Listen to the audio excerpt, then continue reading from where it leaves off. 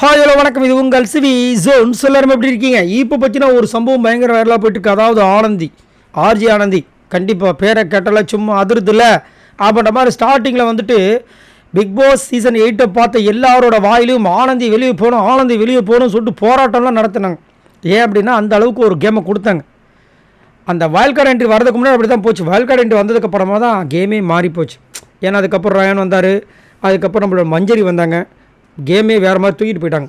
அதுக்கப்புறம் ஆனந்தியோடது அப்படியே கொஞ்சம் கொஞ்சமாக அமுங்கிச்சு. ஆனாலும் அவங்க போகும்போது பார்த்தீங்கன்னா முத்துக்குமரன் அவ்வளோ அழகாக பேசியிருப்பார். செம்ம எமோஷ்னலாக இருக்கும். அவர் வந்து சொன்ன வார்த்தை வந்துட்டு அவ்வளோ நிகழ்ச்சியாக இருந்துச்சு. அதுக்கு வந்து இப்போ வந்து ஆனந்தி வந்து சூப்பராக சொல்லியிருக்காங்க. என்னென்னா அதை கேட்டவொன்னு கீழே கமெண்ட்ஸ் நிறைய பேர் ஆனந்தியோட ஃபேன்ஸ்லாம் கண்ணீர் வருதுங்க அப்படின்றாங்க. என்னென்னா words from a friend, words from a friend and a good competitor, thanks Muthukumaran for all the respect அப்படின்ற மாதிரி போட்டிருக்காங்க. உங்கள் வாயிலேருந்து வந்த வார்த்தை, என்னுடைய நண்பர் அவர் வாயிலேருந்து வந்த வார்த்தை, அதுக்கப்புறம் ஒரு நல்ல ஒரு போட்டியாளர், என்னுடைய சூப்பரான ஒரு எதிராளி போட்டியாளர், தேங்க்ஸ் முத்துக்குமரன், உங்களுடைய அந்த மரியாதை, நீங்கள் கொடுத்த அந்த மரியாதைக்கு ரொம்ப நன்றி அப்படின்ற மாதிரி சொல்லியிருக்காங்க. ரொம்ப நல்லா இருந்துச்சு. உங்கள் 2 பேரோட காம்போ செம்மையாக போச்சு. ஆனால் என்ன ஒன்று அன்ஃபார்ச்சுனேட்லி அவங்களோட கேம் வந்து அவங்க போகிறதுக்கு முன்னாடி ஒரு 3 வாரமாகவே டல்லு, 3-4 வாரமாகவே டல்லு. ஸோ அதுக்கப்புறம் ஒன்றுமே இல்லைன்ற மாதிரி ஆகிப்போச்சு. பட் இருந்திருந்தால் மேபி பண்ணியிருப்பாங்களான்றது தெரியல. ஏன்னா அவங்களுக்குமே தோண ஆரம்பிச்சிச்சா என்னன்னு தெரியல. ஆனால் போகும்போது பயங்கர எமோஷனலாக இருந்துச்சு. ஸோ அதை இங்கே வந்து சொல்லியிருக்காங்க. சொல்லி அவங்களுடைய சோஷியல் மீடியாவில் ஷேர் பண்ணியிருக்காங்க.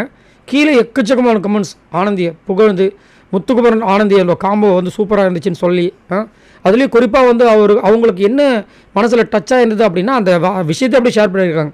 அவர் முக்கியமாக என்ன சொல்லியிருப்பாருன்னா, ஒரு கண்டஸ்டன் 106 நாள் இருந்து சாதிக்க வேண்டிய விஷயத்த ஆனந்தி 63 நாளில் வந்து செஞ்சு முடிச்சிட்டாங்க.